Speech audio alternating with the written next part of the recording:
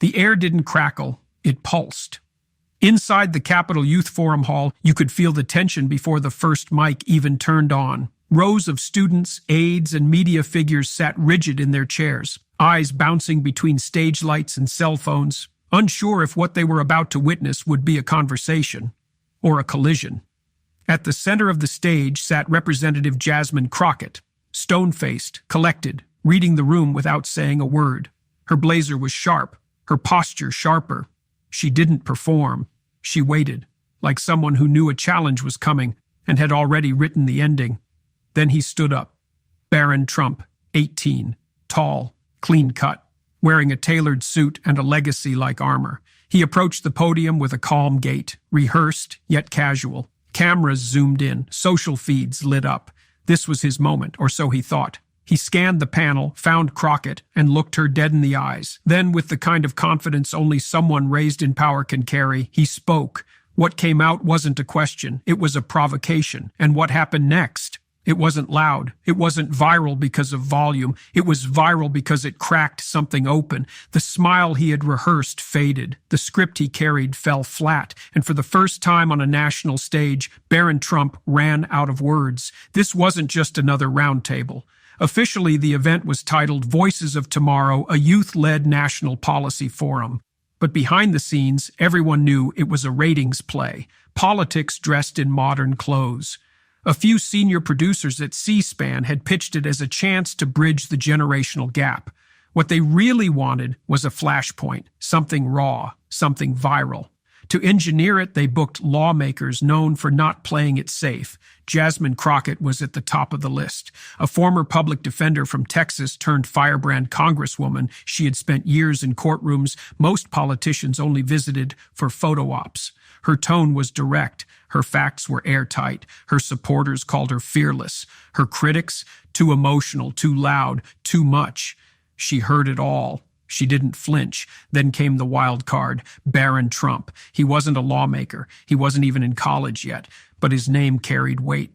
After turning 18, he'd made scattered appearances at conservative youth summits and podcast circuits, slowly testing the waters of political legacy. His handlers, young, camera-savvy, full of ambition, pitched him as the Gen Z voice of new conservatism.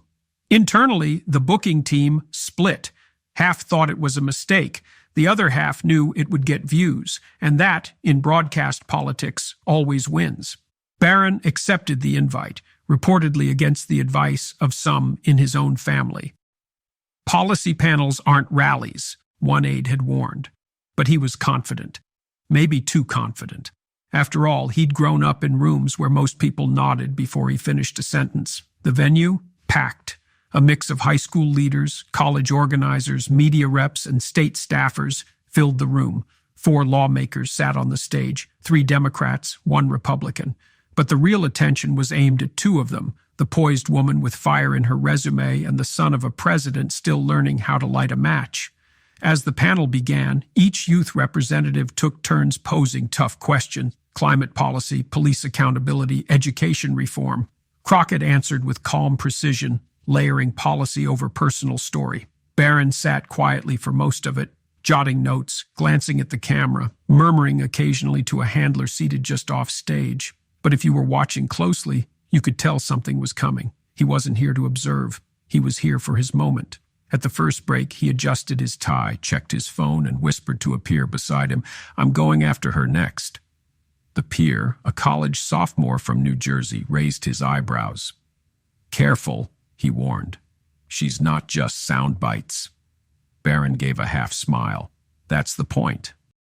Barron Trump didn't rush the moment. He waited until the second half of the panel, when attention had drifted slightly and the room had settled into a rhythm. That's when he struck. The moderator nodded to him. "Mr. Trump, you're next." He stood slowly, almost deliberately. The click of his shoes echoed more than it should have. And when he reached the mic, he didn't just adjust it, he claimed it. Like he'd seen his father do 1,000 times. Posture straight, chin up, confident smirk in place. "Congresswoman Crockett," he began, voice calm but edged, "I've reviewed your legal work, your time in office, and, well, your reputation. And while I respect passion, I think we have to ask whether outrage has become your brand more than actual progress." The room stilled. Barron wasn't done. "Don't get me wrong," he said, scanning the crowd. "I understand strong voices are needed in politics, but too often being loud gets mistaken for being right. And sometimes I wonder if your approach adds more heat than light." It was the kind of line designed for Twitter, short, punchy, built for memes and retweets. Somewhere in the second row, a college senior winced. A campaign staffer shifted in his seat. Even the moderator blinked. Crockett? She didn't move. No smirk, no raised eyebrow, just a stillness that said, "You done?" Barron adjusted his sleeve. "I guess what I'm asking is, do you think your tone helps or hurts the very causes you claim to fight for?"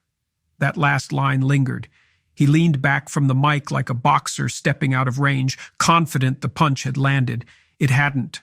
She waited 3 beats before responding, not out of hesitation, but out of discipline.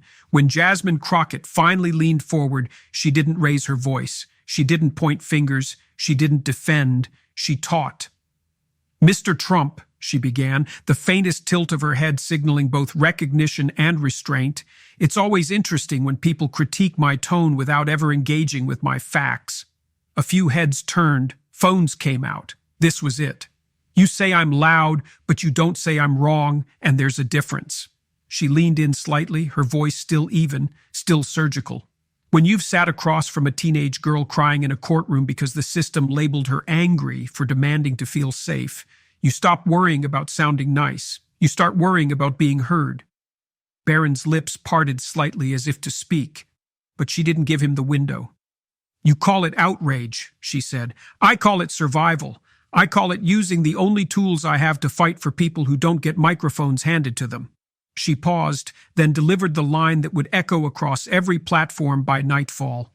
"You brought a script. I brought a record. No applause, just silence, heavier than before. Here's the thing, Barron," she added, deliberately dropping the formality. "You've been given a platform, but a mic doesn't make you right, and confidence doesn't mean you've done the work." The moderator leaned forward slightly, unsure whether to intervene. He didn't need to. Crockett wasn't here to spar. She was here to educate. "I didn't come to entertain," she finished. "I came to represent, and if my tone is uncomfortable, it's probably because the truth usually is." Barron swallowed. The smirk had disappeared. The audience didn't cheer. They didn't need to, because the quiet said everything. The silence that followed wasn't empty. It was dense, thick with recognition, discomfort, and something else, realization, the kind that doesn't erupt. It settles. A few audience members shifted in their seats, not to leave, but to listen harder. Crockett hadn't shouted, she hadn't postured, and yet the air had changed. Barron Trump stood still, gripping the edges of the podium a little tighter now, like a man trying to steady himself after a wave he didn't see coming. The moderator cleared his throat, about to pivot, but Crockett gently raised a hand, not to continue a fight, but to finish a point. "This platform isn't for showmanship," she said. "It's for substance." Her voice hadn't risen once, but it landed like a gavel. Barron tried to compose himself. "I'm not dismissing the importance of your experience," he said, his tone still polite, but noticeably shakier. "I'm just saying tone matters in leadership.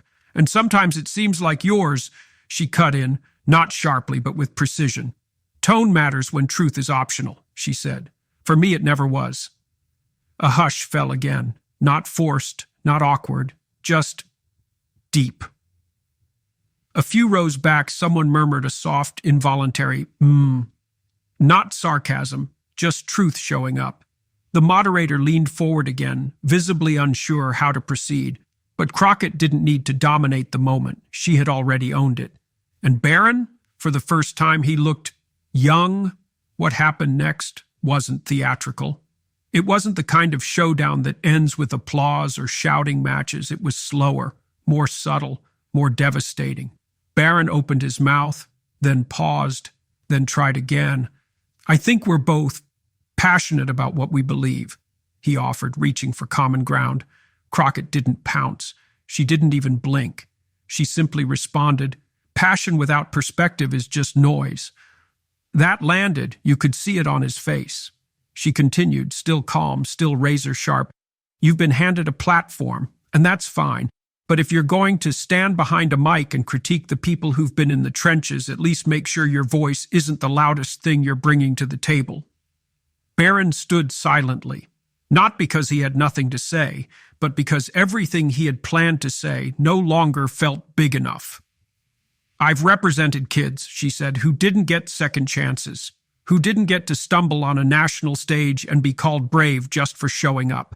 So if my tone makes you uncomfortable, ask yourself why their silence never did. Boom, no explosion, no fanfare, just the weight of truth, spoken like someone who had carried it for years."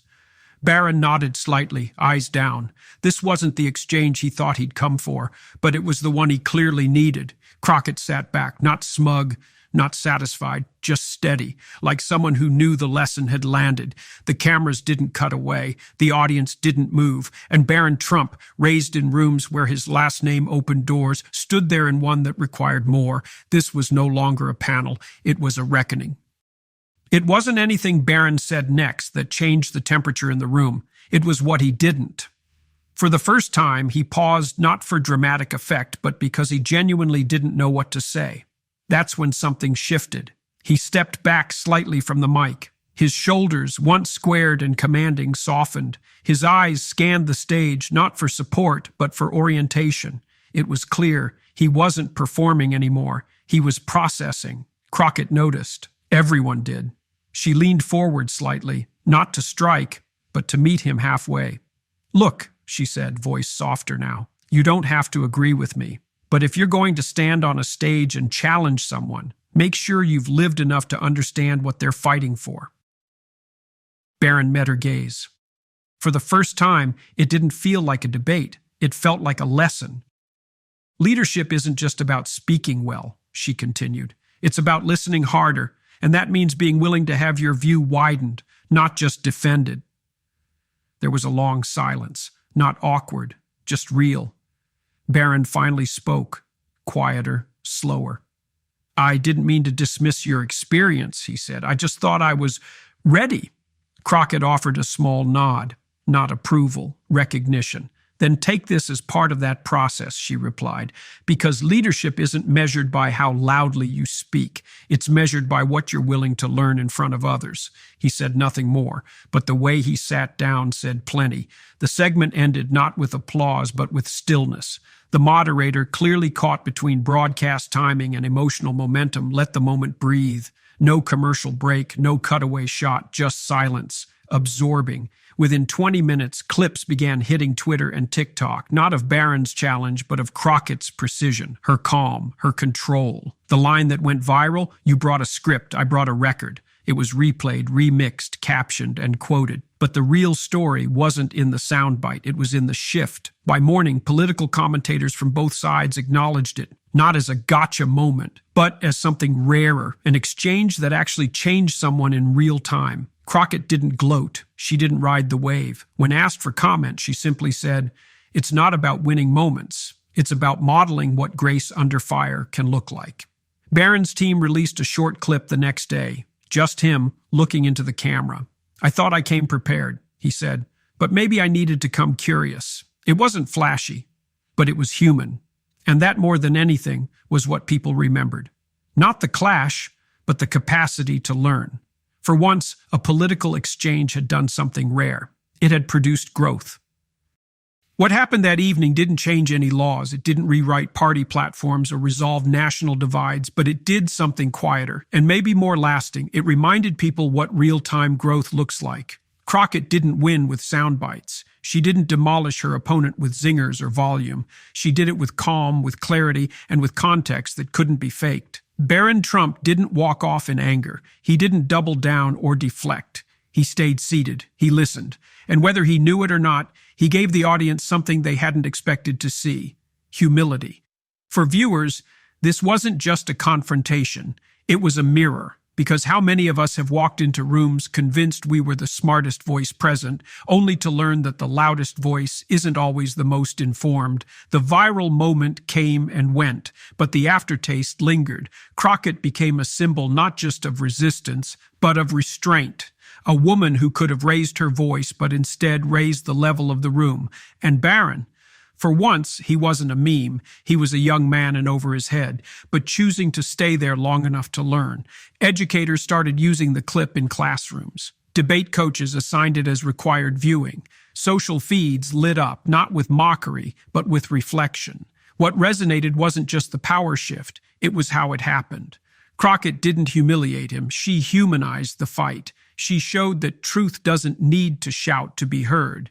And in doing so, she delivered more than a rebuttal. She offered a blueprint for public discourse in a time dominated by performance, a model for what happens when someone with scars meets someone with scripts, and instead of torching the room, they light the way. In the final moments of the forum, the moderator thanked the panel, cameras panned out, the credits rolled. But something had changed, not on paper, not in polls, but in posture, in perspective, in presence. Sometimes that's enough to start something new. So here's the question. When was the last time you walked into a room trying to prove something and walked out ready to learn? Because maybe the strongest voice isn't the one that wins the room. Maybe it's the one that leaves the room better than it found it.